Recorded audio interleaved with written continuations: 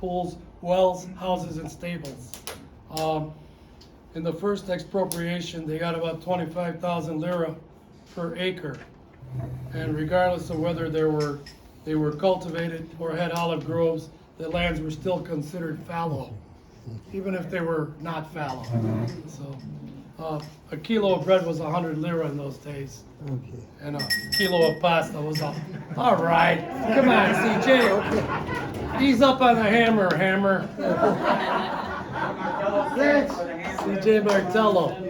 Thanks. It's a thankless task reading others' material. Next time,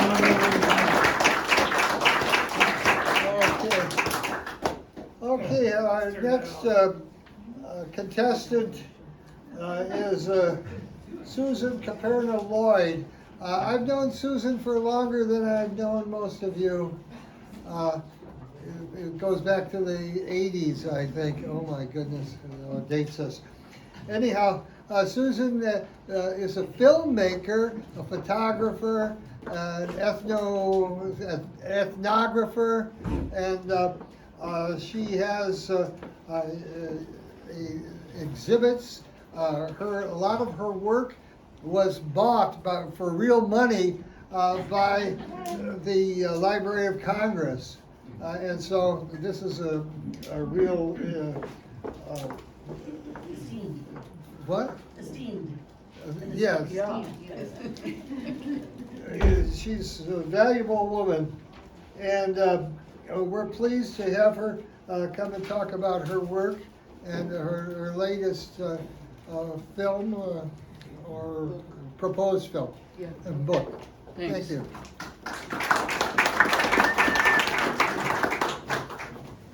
Okay, well, I write about sad stuff, unfortunately.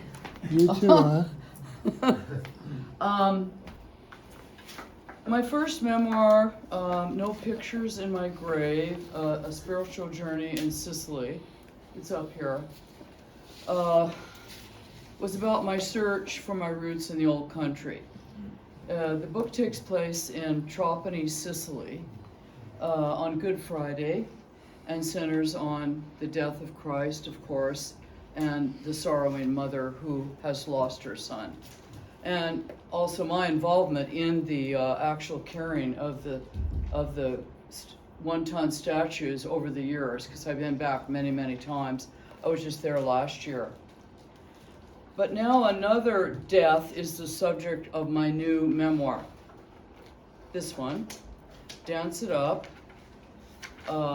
travels from Spain to India to find the end of grief as an Italian American. But I'm going to be reading a little bit about what happened in Spain. The story is about the tragic life and death of alcoholism of my sister Angela, who carried a horrible secret to her grave, which I only found out about later. Enraged, I fulfilled a promise I'd made to her before she died, to study flamenco dance with her in Spain and then go on to India. She was a dancer. She was an incredible dancer. And I went to Granada, Spain alone to begin the study of flamenco dance, which she wanted to do as a promise to her. Little did I know that this dance of the gitanos, gypsies, I'll use those terms interchangeably, Roma, little did I know that for centuries they have danced out their own grief, which became a way for me to express my sorrow over my sister's death. But the Granada teachers, who were not gitano or gypsies, would not teach me the deepest flamenco form. It's called the soleá, solitude. The original flamenco, the deep song, the song of sorrow. So in this excerpt from chapter 2 of the new memoir, which is not published yet, it's my last night in Granada, and I go to a gypsy cantina alone to find the real flamenco. glasses here.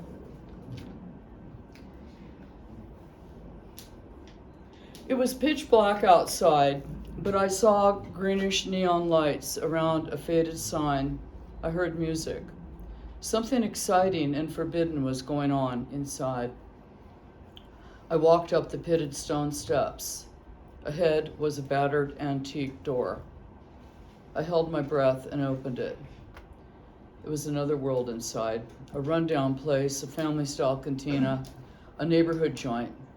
20 or 30 people sat at wooden tables or stood around in groups as kids in grandfather's arms sat on the bar. Dogs ran around excitedly. Young guys watched a Corrida rerun on a battered television, a red bullfight poster on the wall above. The music had stopped. Was I too late? I looked around for musicians or dancers, or something flamenco. I didn't see anything. Maybe nothing was happening tonight. Then unmistakable palmas began from the patrons. Everyone was looking toward the corner of the cantina. A guitarist, a young guy, had started strumming. A middle-aged man in a fedora sat to his side, old and weathered beyond his years. Aye, aye, aye. His voice, scorching, almost a scream, shook the room. This was the real thing. The count, the rhythm, the drop in octaves. He was singing a soleá. It was the Muezzin's call, Cante Hondo, deep song. Everything I wanted to hear. An old woman in a black, ill-fitting dress stood next to me. She joined in the clapping, then her face contorted. She grimaced as she heard the song's words. I strained to make them out. Sioncita de mi madre. My mother's little chair. It was the singer's mother's chair. His mother had died.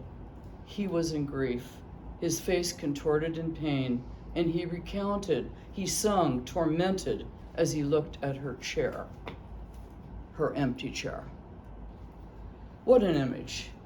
Like a flash photo, I saw my own mother's chair, apricot colored. It was an easy chair with attached footstool, worn side arms. She loved that chair. The first thing I saw when I visited her apartment, its back was to the door and I could see her head peeking over the top. Good, Mom's alive. I see her in the chair. But I was worried about Mom.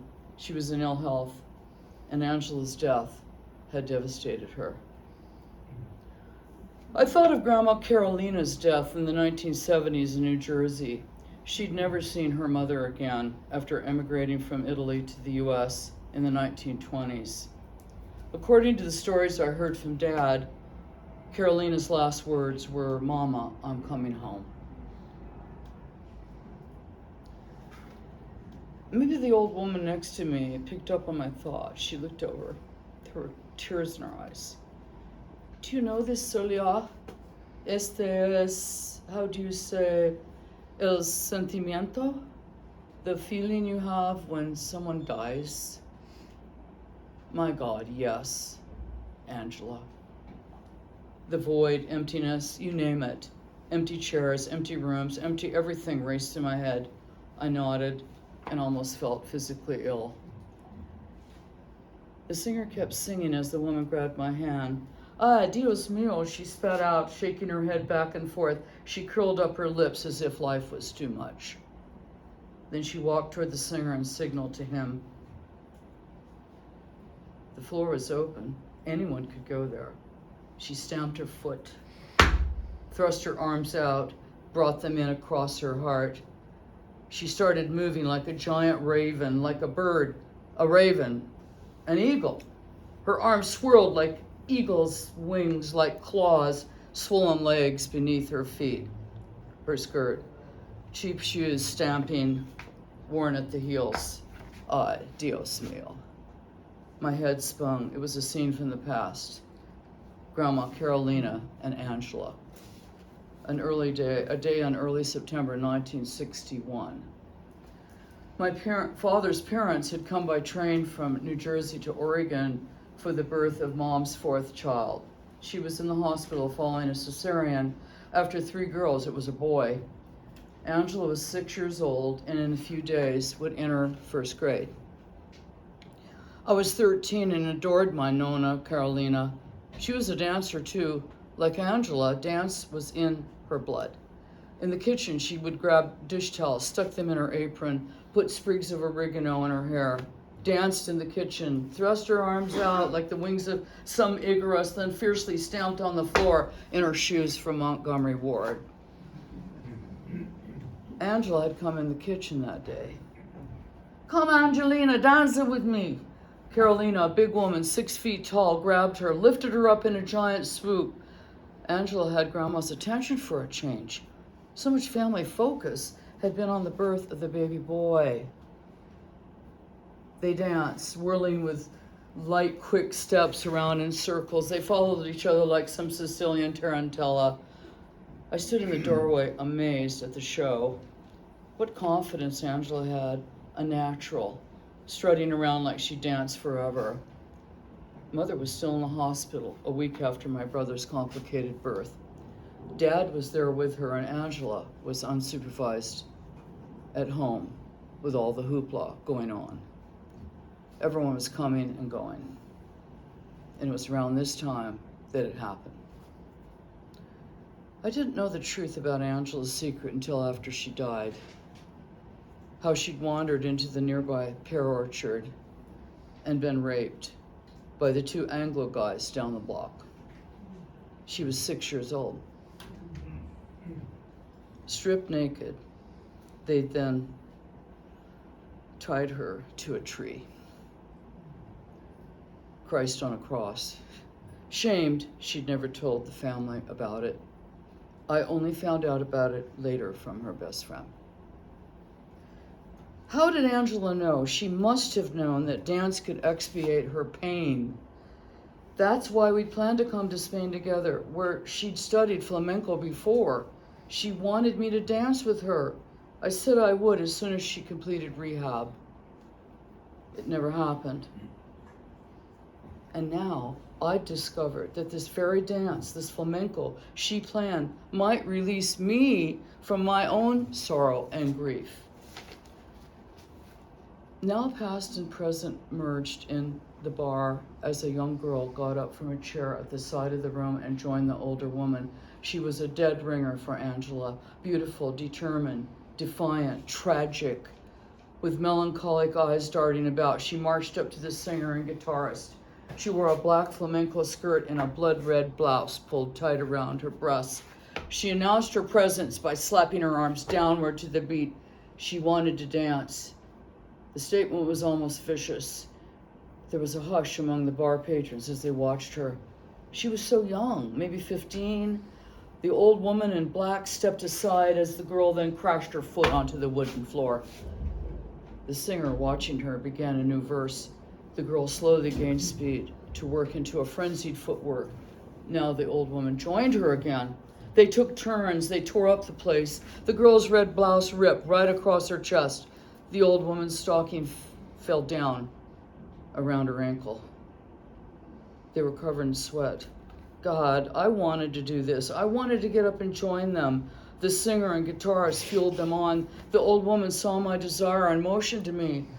She wanted me to come up, but I couldn't do it. I was too shy. I stayed back and listened to the words about the mother's chair reverberating throughout the room. The patrons cried, "Ole, ole, ole." People stood on tables to applaud. But it was not a performance. It was not even a dance. We'd witnessed an internal possession, a defiance. Take that, you gruel, grim reaper, you joker, death. The possession permeated the room. Was this Angela's possession? She and Carolina in the kitchen, even dancing flamenco around Dad's coffin at his wake.